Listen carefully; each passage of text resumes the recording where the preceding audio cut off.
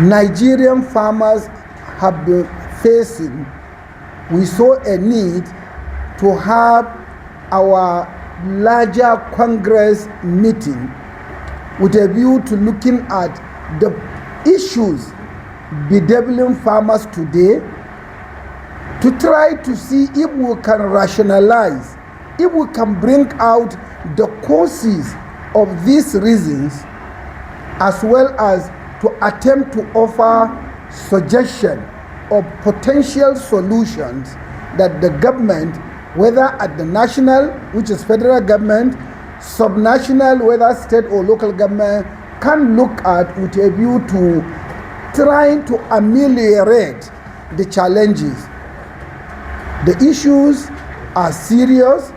The issues are indeed life-threatening. And to say the least, Nigerian citizens, particularly farmers, are facing existential crisis. What do we mean? When and where farmers are not able to farm and produce agricultural commodities even for their subsistence living, what are we facing? Hunger, malnutrition.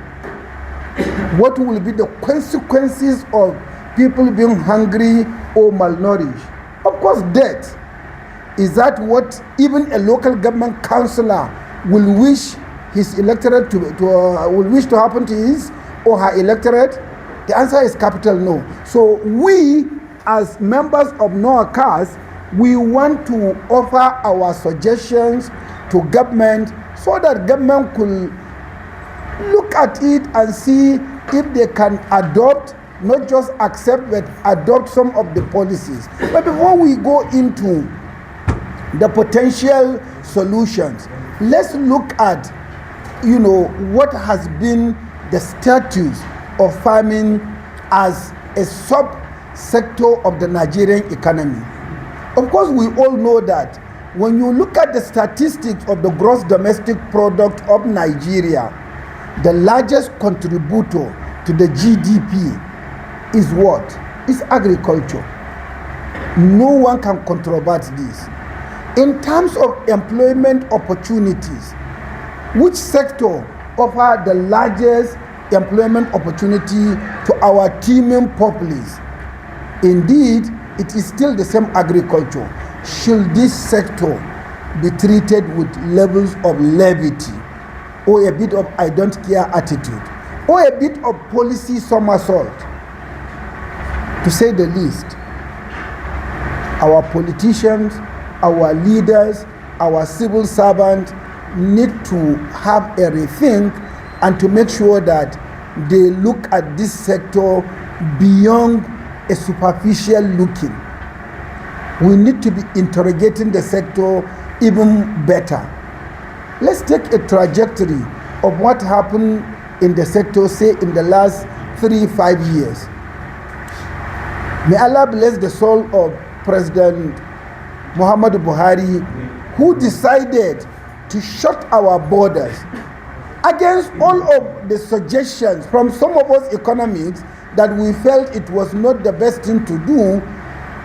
But he stood his ground, shut the borders, and introduced certain form of agricultural lending. There were abuses by Nigerians, but overall, there were some level of successes. We're all living witnesses to the fact that rice, being one of the most stable commodities in Nigeria, was being imported largely from Thailand. When we shut our borders, rice was not being imported. Even religious leaders went to the press to be accusing government we are exacerbating pains to Nigerians. But what happened to our Nigerian farmers?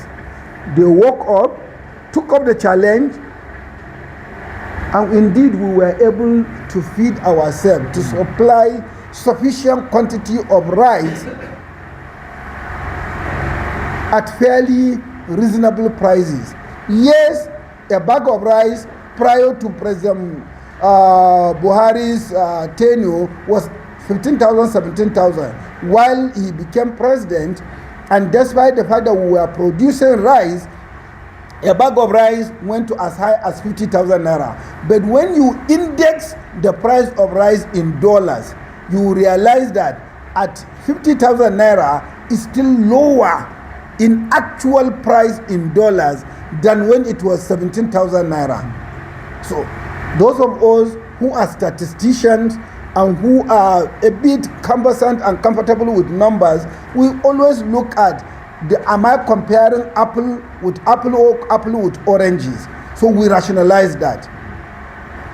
The government of President Bola Ahmed Tinubu, yes, it's been trying, it's been doing the little it can, but a number of policies that have been initiated recently, in addition with other challenges Nigerian farmers have been facing, appears to have exacerbated the pains of Nigerian farmers. Ladies and gentlemen of the press, honestly, as I speak to you, I feel like breaking down in tears.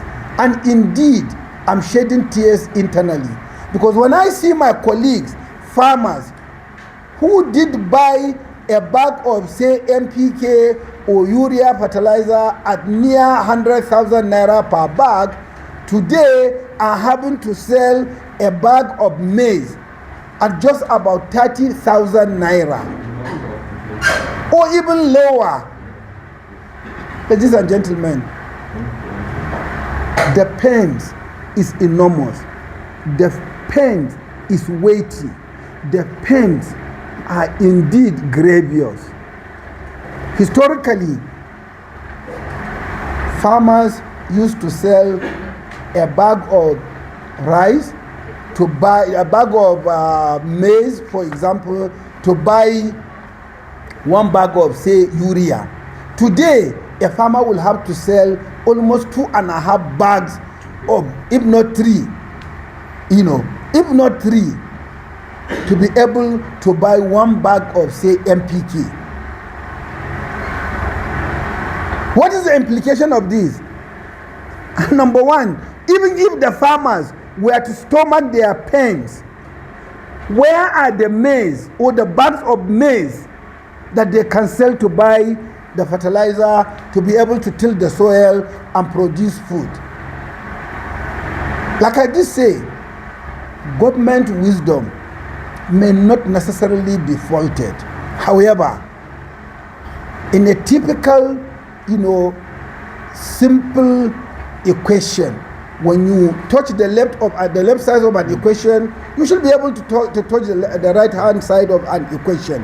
That way the equation can be balanced. But when you tilt one side and you refuse to touch the other, those of us who are a little bit conversant with mathematics will know that the equation will automatically not be equal. So government took a decision to open a visa, a window, to allow agro-commodities to be brought in at, unfortunately, excessively competitive price, which led to lowering of the prices of the commodities in Nigeria without first making sure that there is a guaranteed minimum price of each agri-commodity. And in that way, farmers will not be allowed to lose from the production. At the same time, nothing was done on the prices of the inputs. Is that fair? Is that justifiable? We are Nigerians. Even if we are settlers, shouldn't we be treated fairly? There is no part of the world, the headquarters of capitalism in the world today is the United States of America. Even in the US, there is subsidy to farmers. We all know that there is a guaranteed minimum price in the United States of America for grains such as wheat. There are years when the United States of America will mop up grains at a guaranteed minimum price to avoid farmers being, being compelled to incur losses, and some of the grains are being thrown into the ocean for the fish to eat. Just recently, as recent as 2-3 weeks, the President of the United States of America, His Excellency Donald Trump, did provide almost 120 billion subsidy to farmers. Why is our government not looking at this side to be able to help our farmers? Nigerian farmers, and in particular the northwestern part of Nigerian farmers, have been experiencing insecurity, banditry, theft. To worsen this situation, there are no processing facilities. So even when we produce the goods, call it tomatoes, call it onions, needless to talk of grains, there is near absence of any quality, gigantic processing facility that farmers can easily take to. Is that what we should be having? Why are our rich men and women not coming in to help government? Logistics and supply chain is a major challenge. You produce, you are not able to even take to the market or to potential buyers. Even when you are able to get the truck, sometimes you are forced to pay for long days of waiting. Demurrage can wipe your capital out. And unfortunately, the Nigerian government has inadvertently encouraged, a conglomeration of a trio, just 2-3 companies that are buying grains, and at a telephone call, this one will talk to this, and they can base their price at the expense of the Nigerian farmers. This is why we still call on government to do what? To make sure that guaranteed minimum price is introduced. Because what we are having is a somewhat duopoly or triopoly, just 3 people playing the market. I don't want to mention names. And before the cameras and the press, so there is no need to mention names. They know themselves, and they are not being fair to Nigerians. And if government can wake up and refuse to give them license to import genetically modified grains, they will be compelled to buy the grains in Nigeria, and the Nigerian produce grains, then farmers can extract reasonable and fair value for their efforts. I think it is important that government should come to the aid of our farmers. In addition to all these suggestions that we are making and identification of the issues, we feel very strongly that the National Assembly should do something on a bill that has been before the National Assembly for years that has to do with trust receipt. The National Trust Receipt bill that is before the National Assembly and it's been there for like 10 years or so. We crave the indulgence, particularly on the chairman of the committees of the House of Representatives and the Senate that are having the responsibility of oversight function on agriculture, to cause that this bill be fast-tracked so that it can see the light of the day. We also are calling on government. In the last couple of years, we do know that there were abuses on the agricultural financing. But the fact that there were abuses, why should we be looking at a portion of the abuse of a policy and then we do a blanket ban on the policy? Today, farmers are not able to get any form of subsidized funding. Can any farmer borrow from a deposit money bank, a high street bank at 36% and be able to sustain his or her operation? The answer is capital no. We did advise the then government of President Buhari as regards the mechanism of assisting farmers, One of the best ways to do is we have a Nigerian agricultural and rural or cooperative development bank with headquarters in Kaduna. Why wouldn't the central bank route all its intervention through this strategic agency that has the capacity to be able to handle this? And it has branches in virtually all the local governments of the federation. Why can't we do that? I think the earlier government does that, the better. And once the Warehouse Act bill is passed and it become an act, trust receipt can then become a somewhat legal tender, a document that a farmer can surrender against that trust receipt. He or she can get loans. And then, of course, there will be springing up of warehouses. Insurance will have to be taken on the warehouses. There is a possibility of an economic activity in the implementation of that bill if it eventually becomes act. There are quite a number of other suggestions. Our association is indeed ever ready and willing to help government to nurture policies that can help rejuvenate this sector that is so strategic and important to the development of Nigeria and indeed the Nigerian economy.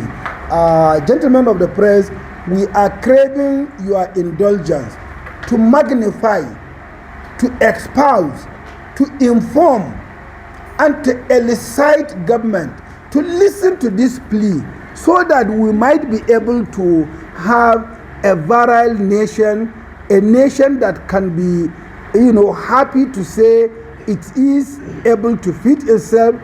The mantra of food security, we need to achieve it, and these associations that are under this umbrella are ever ready to help governments at all levels, whether at state, local government or the federal, so that we'll be able to achieve this.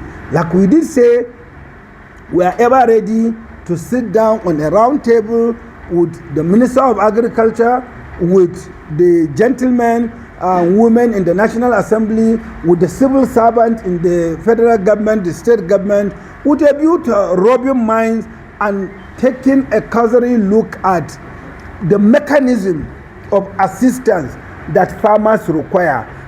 Historically, there has been quite a number of assistance given. Tractors were given to farmers. We're not saying it is a wrong mechanism. Yes, Nigeria requires mechanized farming. However, some of the tractors are high-tech. Maintenance is an issue. The cost of even operating is an issue. A typical tractor, when you start the engine, before you say jack, about 3/4 of a drum of diesel is gone. How many farmers can afford this? Yes, the farmers need also to organize ourselves in cooperatives so that we can get such intervention mechanism. But then we could go to India, we could go to China, we could go to Indonesia, we could go to Thailand, we could go to Malaysia. There are, a bit of a basic technology tractors that are relatively easier to maintain. They are cheaper, and 1-2 farmers can take one instead of the gigantic one. So the intervention can be somewhat tinkered so that it can go a little wide. Quite a number of our governors do not appear to have, a bit of quality input in terms of advice, in terms of interface and exchange of ideas among themselves. The governors of northern Nigeria, particularly northwestern Nigeria, we request you, we humbly crave your indulgence.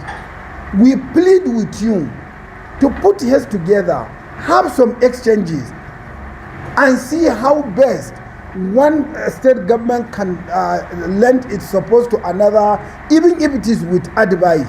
We see what the southwestern state governors are doing, the kind of processing facilities that are coming up in between Lagos, Ibadan, and Ondo or Ogun axis. It will be nice if northern state governors particularly under the auspices of the Northern State Governors Association or Forum, should be able to come together and do a lot for this. We also crave the indulgence of federal government once again to help us to see how best they can fast track, the end of insecurity. Poverty is endemic. Poverty is deep. Our farmers, believe you me sincerely, aren't poor. Even when you think a farmer is in a village living in a thatch roof house, you will imagine that such farmers are able to grow soybeans, maize, ginger, and the rest of them, and they are able to buy cars. They are able to pay for themselves to go to Saudi Arabia at an average price of over 8 million naira per person. Can you say that person is poor? He may look like a destitute, but beneath him is gold. There's money in that. So we need to wake up and we need to fight this. It is important, and indeed it is extremely important and urgent that government should come to the aid of these farmers so that the entire country can be better. President Bola Ahmed Tinubu wants our economy to grow to about $3 trillion, $1 trillion. So how do we achieve that? If we are not helping the larger portion of the GDP of the economy, contributor to the GDP of the economy, how can we achieve that mantra? Or how do we achieve that target? I think the earlier, the government look at this, the better. And I say, and I will continuously repeat it over and over and over again, we are indeed WAR. We are willing, able, and ever ready to assist government with advices and mechanism of intervention so that farmers can grow even better. Otherwise, we are really going to be in trouble when farmers are not able to buy the inputs, pesticides, other chemicals, seeds, and other inputs, as well as fertilizer. The consequences of that is existential threat. People might have to be dying out of hunger or out of malnutrition or both. The earlier, the better.